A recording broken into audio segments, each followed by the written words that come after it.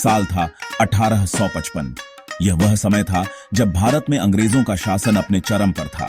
पूरा हिंदुस्तान अंग्रेजों के ईस्ट इंडिया कंपनी के कब्जे में था और उनकी नीतियों ने देश के हर कोने में असंतोष और गुस्से को जन्म दिया था और हर तरफ गुस्सा भरा हुआ था।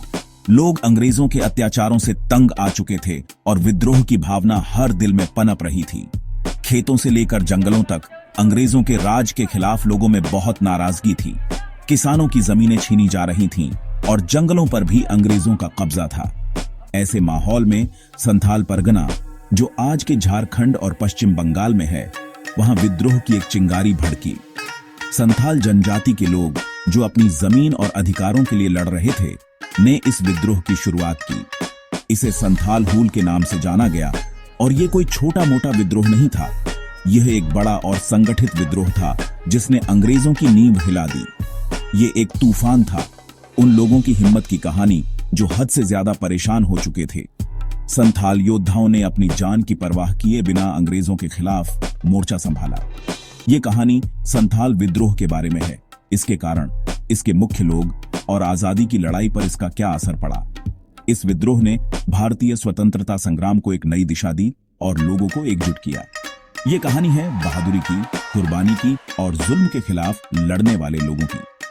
संथाल विद्रोह ने यह साबित कर दिया कि जब लोग एकजुट होते हैं तो वे किसी भी ताकत को हिला सकते हैं। संथाल लोग आदिवासी लोग थे जो जमीन से बहुत जुड़े हुए थे और पूर्वी भारत के जंगलों में रहते थे। उनकी जिंदगी प्रकृति के साथ चलती थी। उनकी परंपराएं पुराने रीति रिवाजों और मान्यताओं से भरी थीं। अपनी ईमानदारी, मेहनत और एकता के लिए जाने जाने वाले ये लोग सादगी और इज्जत से रहते थे। उनका समाज बराबरी वाला था। गांव के मुखिया उनकी समझदारी और ईमानदारी से चुने जाते थे। जमीन, जो उनके जीवन का आधार थी, सबकी होती थी, जिससे सबका भला होता था। अंग्रेजों के आने और जमीन और संसाधनों के लालच ने इस शांति को तोड़ दिया। अंग्रेजों की ईस्ट इंडिया कंपनी के आने से संथाल लोगों की जिंदगी बदल गई। उनकी शांतिपूर्ण और आत्मनिर्भर जीवन शैली में अचानक बदलाव आ गया। उपजाऊ जमीन के लालच में कई लोग राजमहल की पहाड़ियों में आकर बस गए, लेकिन यह बसावट संथालों के लिए मुसीबत बन गई। लेकिन खुद को एक ऐसे सिस्टम में फंसा पाया जो उनका फायदा उठाना चाहता था। यह सिस्टम उनके पारंपरिक जीवन को नष्ट कर रहा था। अंग्रेजों ने जमींदारी प्रथा शुरू की, जिसने उनकी पारंपरिक जमीन व्यवस्था को बदल दिया। इस नई व्यवस्था ने संथालों को उनकी ही जमीन से बेदखल कर दिया। ये जमींदार, जो अक्सर बाहर के लोग होते थे, सिर्फ मुनाफा कमाना चाहते थे और संथालों की मेहनत का शोषण करते थे। संथालों से बहुत ज्यादा टैक्स वसूलते थे और उन्हें मजदूरी करने पर मजबूर करते थे। ये टैक्स इतने ज्यादा थे कि संथालों के लिए उन्हें चुकाना असंभव हो जाता था। साहूकार ऊंचे ब्याज पर पैसे देते थे, जिससे संथाल कर्ज में डूब गए। ये कर्ज उनके लिए एक और जाल बन गया जिससे निकलना मुश्किल था। संथालों की पारंपरिक न्याय व्यवस्था खत्म हो गई और उनकी जगह एक ऐसी कानूनी व्यवस्था आ गई जो उन्हें समझ नहीं आती थी। इस नई व्यवस्था ने उनके अधिकारों को छीन लिया और उसकी जगह एक ऐसी कानूनी व्यवस्था आ गई जो उन्हें समझ नहीं आती थी। ये कानून इतने जटिल थे कि संथालों के लिए न्याय पाना असंभव हो गया। शोषण, भेदभाव और अपमान उनकी रोजमर्रा की जिंदगी का हिस्सा बन गए और उनकी पहचान और संस्कृति खतरे में पड़ गई। उनकी मदद की गुहार कोई नहीं सुनता था। उनकी आवाजें अनसुनी रह जाती थीं और उनकी पीड़ा बढ़ती जाती थी। 1855 में संथाल लोग हद से ज्यादा परेशान हो चुके थे। एक भयानक सूखे ने उनकी मुश्किलें और बढ़ा दी। इसी मुश्किल समय में भागनाडीह गांव से 4 भाई सिद्धू, कान्हू, चांद और भैरव उभरे। ईश्वर की प्रेरणा से बड़े भाई सिद्धू और कान्हू ने संथाल लोगों को इकट्ठा करना शुरू किया। उन्होंने अपने पूर्वजों की याद दिलाई और अपने दुखों को खत्म करने और अपनी पुरानी जिंदगी वापस पाने का आह्वान किया। उनकी बात लोगों के दिलों तक पहुंची और विद्रोह की आग जंगल की आग की तरह फैल गई। संथाल हूल तलवारों और बंदूकों का विद्रोह नहीं था, बल्कि धनुष और बाण का विद्रोह था। उनके पारंपरिक हथियार जुल्म सहने वाले लोगों के गुस्से से भरे थे। पुरुष, महिलाएं और बच्चे भी इस लड़ाई में शामिल हो गए। जो भी मिला कुल्हाड़ी, भाले और लाठी लेकर वे छापामार युद्ध करते थे। जमीन के अपने ज्ञान और अचानक हमलों का इस्तेमाल करते थे। उन्होंने अंग्रेजी हुकूमत के प्रतीकों, पुलिस थानों, सरकारी दफ्तरों और जमींदारों के घरों पर हमला किया। विद्रोह, जो पहले राजमहल की पहाड़ियों में था, जल्दी ही झारखंड और बंगाल के दूसरे हिस्सों में फैल गया। संथाल हुल की शुरुआती जीत ने अंग्रेजों को चौंका दिया, लेकिन अंग्रेजी सरकार ने जल्दी और क्रूरता से जवाब दिया। ईस्ट इंडिया कंपनी को खतरे का अंदाजा हुआ और उसने अपनी सेना भेजी, जिसमें नए हथियारों से लैस सैनिक थे। संथाल लोग अपनी बहादुरी और दृढ़ता के बावजूद हार गए। उनके पारंपरिक हथियार अंग्रेजों की बंदूकों और तोपों के सामने टिक नहीं पाए।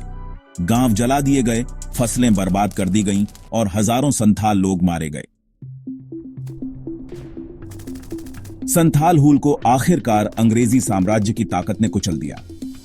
यह विद्रोह, जो 1855 में शुरू हुआ था, संथाल जनजाति द्वारा अपने अधिकारों और भूमि की रक्षा के लिए किया गया एक महत्वपूर्ण संघर्ष था।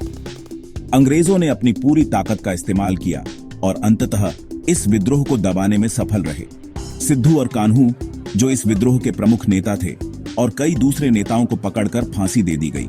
इन नेताओं की बहादुरी और बलिदान ने संथाल समुदाय के दिलों में एक अमिट छाप छोड़ी। हालांकि विद्रोह को दबा दिया गया, लेकिन इसका असर हमेशा के लिए रहा। संथाल हुल ने न केवल अंग्रेजों को चुनौती दी, बल्कि भारतीय स्वतंत्रता संग्राम के इतिहास में एक महत्वपूर्ण अध्याय भी जोड़ा। संथाल हुल ने अंग्रेजों को एक कड़ा संदेश दिया। उनका राज न तो अजेय था और न ही बिना चुनौती के। इस विद्रोह ने यह स्पष्ट कर दिया कि भारतीय जनजातियां भी अपने अधिकारों के लिए लड़ने को तैयार थीं। इसने अंग्रेजी राज के शोषण और लोगों के गुस्से को उजागर किया।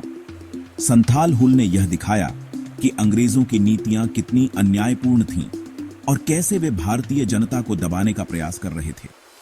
इस विद्रोह ने अंग्रेजों को अपनी नीतियों पर फिर से विचार करने के लिए मजबूर किया।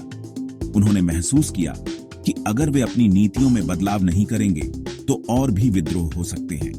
1855 में संथाल परगना काश्तकारी अधिनियम पारित हुआ, जिससे संथालों को जमींदारों के शोषण से कुछ सुरक्षा मिली। यह अधिनियम संथाल हुल के प्रत्यक्ष परिणाम के रूप में आया और इसने संथालों के जीवन में कुछ सुधार लाने का प्रयास किया। हालांकि पूरी तरह से सफल नहीं, इस अधिनियम ने संथालों की शिकायतों को माना और आगे के सुधारों का रास्ता खोला। इसने यह दिखाया कि संथाल हुल का प्रभाव केवल एक विद्रोह तक सीमित नहीं था, बल्कि इसने भविष्य के सुधारों की नींव भी रखी। भले ही संथाल हुल एक छोटे से इलाके तक सीमित था, लेकिन भारत की आजादी की लड़ाई पर इसका गहरा असर पड़ा। यह विद्रोह की मिसाल बना, जिसने देश भर के दूसरे लोगों को अंग्रेजी हुकूमत के खिलाफ उठ खड़े होने के लिए प्रेरित किया। संथाल लोगों की बहादुरी और कुर्बानी की कहानियां सुनाई जाती रहीं, जिससे विद्रोह की भावना जिंदा रही। इस विद्रोह ने दिखाया कि सबसे ताकतवर साम्राज्य को भी लोगों की एकता से चुनौती दी जा सकती है। इसने अंग्रेजी राज के खिलाफ लड़ाई में जाति, धर्म और क्षेत्र के भेदभाव को मिटाकर एकजुट होने की जरूरत पर जोर दिया। संथाल हुल भले ही आखिरकार कुचल दिया गया, लेकिन आजादी और न्याय की इच्छा का एक प्रमाण है। यह कहानी है बहादुरी की, विद्रोह की और लोगों और उनकी जमीन के बीच के मजबूत रिश्ते की। संथाल विद्रोह की विरासत संथाल परगना से बहुत आगे तक फैली हुई है। यह हमें याद दिलाता है कि किसी भी तरह के जुल्म का हमेशा विरोध होगा। संथाल हुल एक ऐसी कहानी है जो हमें प्रेरित करती रहती है और याद दिलाती है कि न्याय और समानता की लड़ाई हमेशा